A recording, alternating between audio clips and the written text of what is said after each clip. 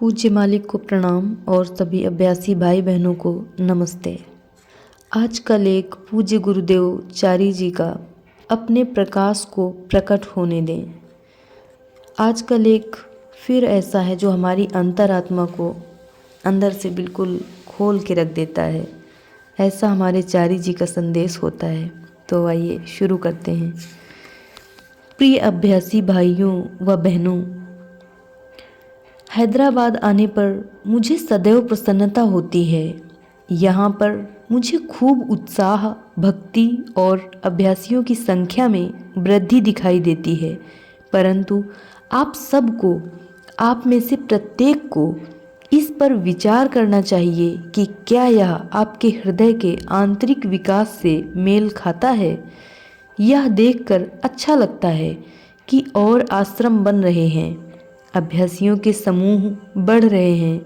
आपके पास यह स्थान है, पुराना दोमलगुड़ा आश्रम है और अब कान्हा में बहुत विकसित होने वाला है। यह सब देखना बहुत अच्छा लगता है, परंतु आध्यात्मिक जीवन में जो दिखता है वह पर्याप्त नहीं है। एक प्रकार से संख्या में वृद्धि अच्छी है, मगर वह हमारे आंतरिक परिवर्तन से मेल खाए, हमारे आचरण में परिवर्तन, प्रवृत्ति में परिवर्तन आए, हमारे चरित्र में नम्रता, वाणी में नम्रता आए, जो पारस्परिक संबंधों में यह दर्शाए कि प्रेम समग्र में व्याप्त है और हमारे दिलों पर राज कर रहा है और जीवन की हर अभिव्यक्ति को प्रभावित कर रहा है। अगर हमारे अंतर में परिवर्तन है जो हमें प्रदान किया गया है और अगर हमारा बाह्य आचरण हमारे चरित्र के परिवर्तन को नहीं दर्शाता, तो हम उन व्यक्तियों की भांति हैं जिन्हें खूब सोना दिया गया है, परंतु वह हमारे फार्म पर या धरती में नीचे दबा पड़ा है और हम भिखारी ही मर जाते हैं। वह बहुत दुखमय परिस्थिति होगी कि हम अमीर हैं और फिर भी भिखारी मरते हैं, क्योंकि जैसा बाबूजी महाराज बार बार कहते हैं, आंतरिक परिवर्तन बाह्य बदलाव के रूप में दिखना चाहिए। वह हमें आंतरिक बदलाव देते हैं, यह उनका आशीर्वाद है, उनका उपहार है, यह उनका हमारे लिए प्रेम का प्रतीक है। जैसा एक अच्छे माता पिता की भांति हम अपने बच्चे को देते हैं। कोई भी माता पिता यह सोचकर निर्णय नहीं करते कि बच्चे किस योग्य हैं, वे यह सोचकर देते रहते हैं कि जो बच्चे को मिल रहा है वह उसके योग्य बन जाएंगे। अगर यह मानवीय माता पिता के प्रेम को व्यक्त करता है, तो गुरु और शिष्य का प्रेम इससे कितना अधिक होगा। क्या हमने कभी इसके विषय में सोचा है? क्या हम कभी इसकी सराहना करते हैं? क्या हम में कभी यह एहसास होता है कि हम अंदर क्या हैं और बाहर क्या हैं, तथा सामान्य रूप से दोनों में कितना बड़ा अंतर है? केवल शीशा देखना और उसमें अपना चेहरा और आकार देखना पर्याप्त नहीं है, यह केवल बाह्य रूप दिखाता है। मुझे यह कहते हुए खेद है कि ऐसा लगता है कि हम आध्यात्मिकता के प्रकाश को अपने हृदय में छुपा कर रखते हैं और उसे बाह्य जीवन में व्यक्त करने को तैयार नहीं हैं। मैंने कितनी बार इन्हीं सभाओं में प्रार्थना की है, यही तुम कुंटा में ही कहा है कि आंतरिक परिवर्तन से बाह्य परिवर्तन आना चाहिए। कितने लोगों पर इसका असर होता है पता नहीं। अगर है तो शायद 10 लाख लोगों में 5 लोगों पर। यह अनुपात बहुत बहुत कम है। क्या हमें इस बात पर खेद नहीं होना चाहिए कि हम यह बार बार सुनते हैं, परंतु हमारी तरफ से कोई समझदारी की प्रतिक्रिया या दिखाई देने वाली प्रतिक्रिया नहीं होती। हम आते हैं, ध्यान करते हैं और जैसे आए थे वैसे ही चले जाते हैं, दुर्भाग्य से बिना इस चेतना के कि हमने इस घंटे 2 घंटे में क्या पाया। यह दुखमय है कि जब कोई बदलाव नहीं होता तो हम जैसे हैं वैसे ही रहते हैं। बाइबल में एक बाल्टी का उदाहरण दिया जाता है जो बार बार कुएं में जाती है और खाली बाहर आती है, जिसका अर्थ है कि उसमें छेद है और कुएं के बाहर कुछ नहीं आता। यह केवल एक दिन या एक सत्संग की बात नहीं है, हमने सालों साल ऐसा होते देखा है। कई लोग सहज मार्ग में आते हैं, हमसे जुड़ते हैं।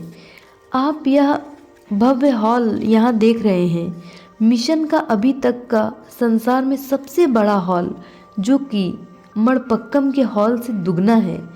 इससे लगता है कि यह विकास का सबूत है। यहाँ हमें सहज मार्ग क्रियाशील दिखता है। यह सहज मार्ग क्रियाशील नहीं, यह पैसा क्रियाशील है। आपका पैसा, आपने अनुदान दिया है जिससे यह संभव हो पाता है। मिशन वही व्यय करता है जो प्रेमी अभ्यासी अपनी मेहनत की कमाई के पैसे से दान देते हैं। क्या वे यह सब देखकर खुश हैं? क्या दाता प्रसन्न है कि उनके पैसे का कुछ परिणाम निकल रहा है? अगर आप मिशन में पैसा लगाकर उसे निवेश के रूप में देखते हैं तो क्या मुनाफा है? केवल एक आश्रम या उसके लोग? हमारे पास कागज के लिफाफे हो सकते हैं जिसमें फल, बीज, खाद कुछ भी हो सकता है। यह आश्रम आपको क्या दे सकते हैं? क्या यह आपके निवेश का सही मुनाफा है? आप अभ्यासी के रूप में यहाँ आते हैं, जहाँ से भी आते हैं, अपना पैसा खर्च करके, समय लगा के, अपनी सेहत लगाकर। क्या आपने कभी सोचा है कि आप यहाँ से क्या वापस लेकर जा रहे हैं? अपने पैसे, समय, प्रयत्न के रूप में जो आपने निवेश किया है और उसके बदले में आपको क्या मिला है? क्या कभी इस बारे में सोचा है? मैं आंध्रा के लोगों को जानता हूँ। मैं उसे सुनहरा राज्य कहता हूँ। यह बहुत अमीर राज्य है, परंतु प्रभु वेंकटेश्वर के मंदिर के स्वर्ण द्वार की भांति है, खुला बंद हुआ, खुला बंद हुआ। हमें उस सुनहरे द्वार पर गर्व है। हम उस मंदिर को सजाने में अधिक सोने का प्रयोग करते हैं, विशेष रूप से गोपुरम पर। परंतु इस सब का क्या लाभ? अगर आप पिछले 2 दिन के अखबार देखें तो जापान में भयानक भूकंप का पता चलेगा। नुकसान हुआ, पर ईश्वर की कृपा से भयानक सर्वनाश बच गया। हम संसार को, भूमि को माँ की भांति समझते हैं, भूमि देवी कहते हैं, और ऐसा लगता है कि वह नाखुश है। मैं यह क्या उठा रही हूँ? बड़ा और बड़ा बोझ, जनसंख्या का, इमारतों का वजन। किस लिए? मैं प्रत्येक से यह प्रार्थना करूँगा कि वे सोचें कि यहाँ क्यों आते हैं। जो आप पैसा देते हैं, क्या उसका सही उपयोग हो रहा है? जब आप एक बच्चे को खाना खिलाते हैं तो आप आशा करते हैं कि वह बढ़ेगा। जब आप एक बच्चे को शिक्षा देते हैं तो आशा रखते हैं कि वह ज्ञानी बनेगा। जो उसने सीखा है उसका मास्टर बनेगा तथा ज़्यादा प्राप्त करेगा। केवल वृद्धि ही नहीं, समझदारी भी। शिक्षा बिना समझदारी के केवल एक डिग्री है, कागज का टुकड़ा है जो दीवार पर टंगा रहता है। शिक्षा के बिना समझदारी बेहतर है। बनी इस्पत बिना समझदारी के शिक्षा है। क्या हमने इतनी बुद्धिमत्ता है कि जाने कि हम यहाँ क्यों आए हैं और जाते समय क्या वापस लेकर जा रहे हैं? नहीं, तो हम उन पंडितों की भांति हैं जो मंदिर में जाकर प्रसाद रूप में केवल पोंगल या जो भी मिलता है, पेट भरता है, उसे लेकर प्रसन्न हो जाते हैं। आप जानते हैं कि मान्यता है कि मंदिर के पुजारियों का पुनर्जन्म कुत्तों के रूप में होगा, क्योंकि वे मंदिर में इतने गलत कार्य करते हैं, झूठ बोलते हैं, चोरी करते हैं, धोखा देते हैं।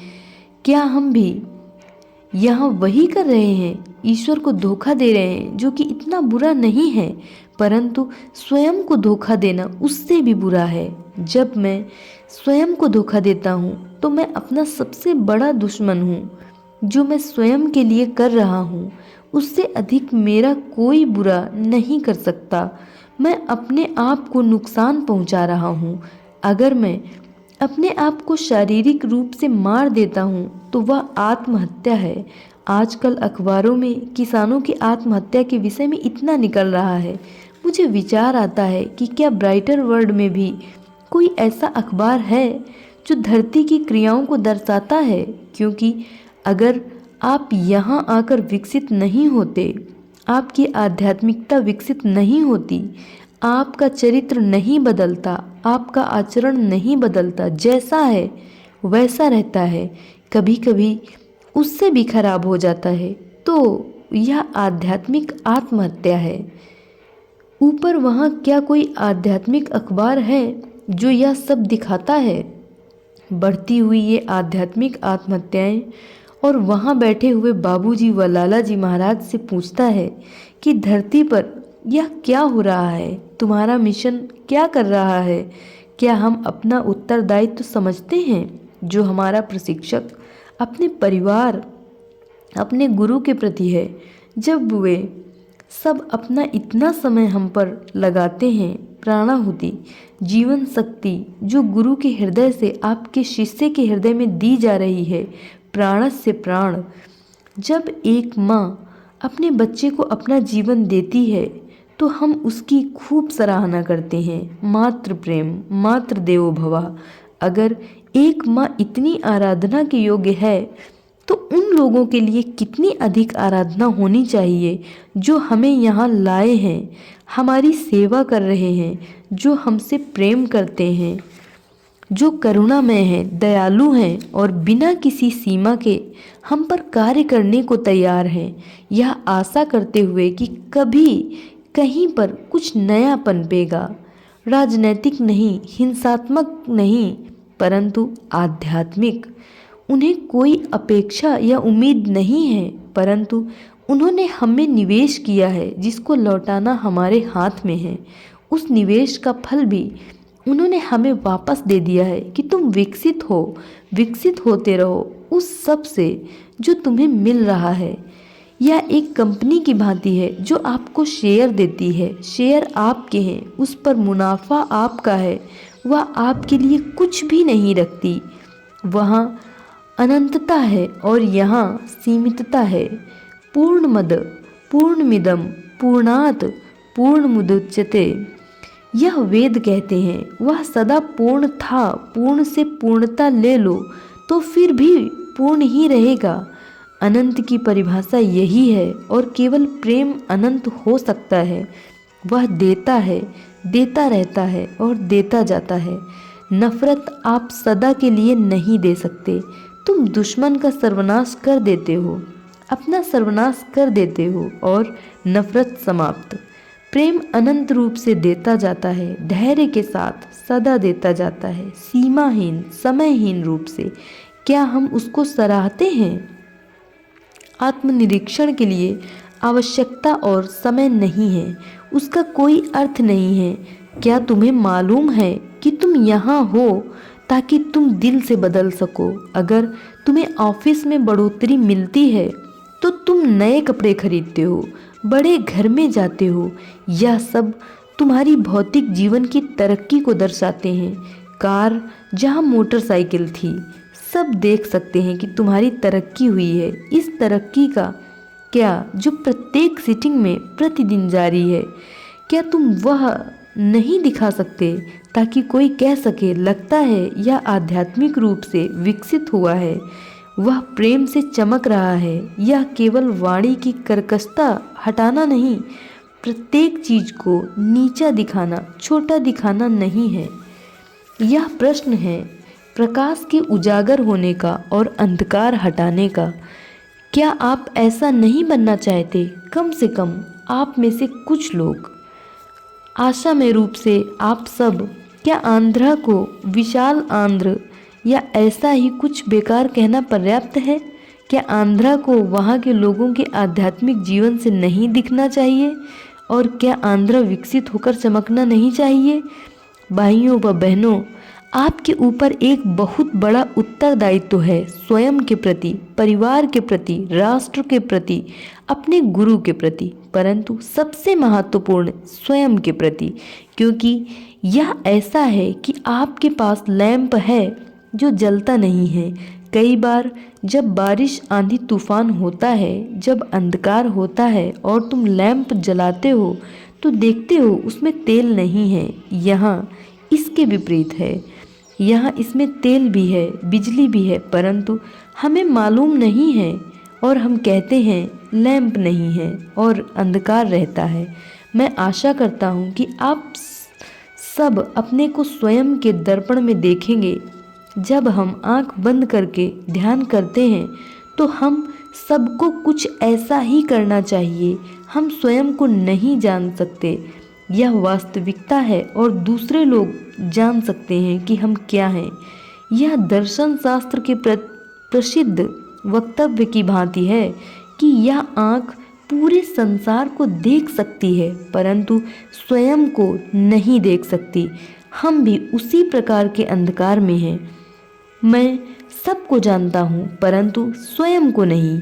अगर तुम्हारे अंदर वह प्रेम का प्रकाश है और वह विकसित हो रहा है तो लोग अवश्य कहेंगे, उस व्यक्ति को देखा, वह जो जा रहा है वह इस संसार से अलग है। सच में वह यहाँ का नहीं है। यह ऐसा है जैसे अंधकार में प्रकाश को रख दो जहाँ उसे होना चाहिए। प्रकाश के साथ क्या करेगा? इसी कारण यह गुरु हमारे पास आते हैं, हमारे साथ समय बिताते हैं, हमसे प्रेम करते हैं, हमारे ऊपर दुखी होते हैं ताकि कहीं तो प्रकाश आरंभ हो। एक मोमबत्ती से तुम लाखों मोमबत्तियां जला सकते हो। वह सरल है जैसे दिव्य स्पर्श, लेकिन यहाँ दिव्य स्पर्श है परंतु जिस आवरण ने उस प्रकाश को ढक रखा है उसको हम हटाते नहीं। बाइबल में कहते हैं अपने लैंप को बुशल के नीचे मत छुपाओ। अगर तुम लैंप जलाकर उसको पात्र से ढक दो तो क्या फ़ायदा? हमारा पात्र या हमारी काया, यही समस्या है। भौतिक अर्थ में नहीं परंतु इस भावार्थ में कि हमारे अंदर जो प्रकाश है हम उसको अंदर से आने नहीं देते।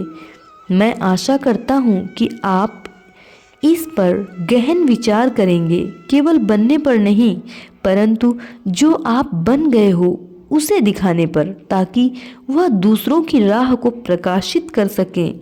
मेरी प्रार्थना है आपके साथ है। धन्यवाद।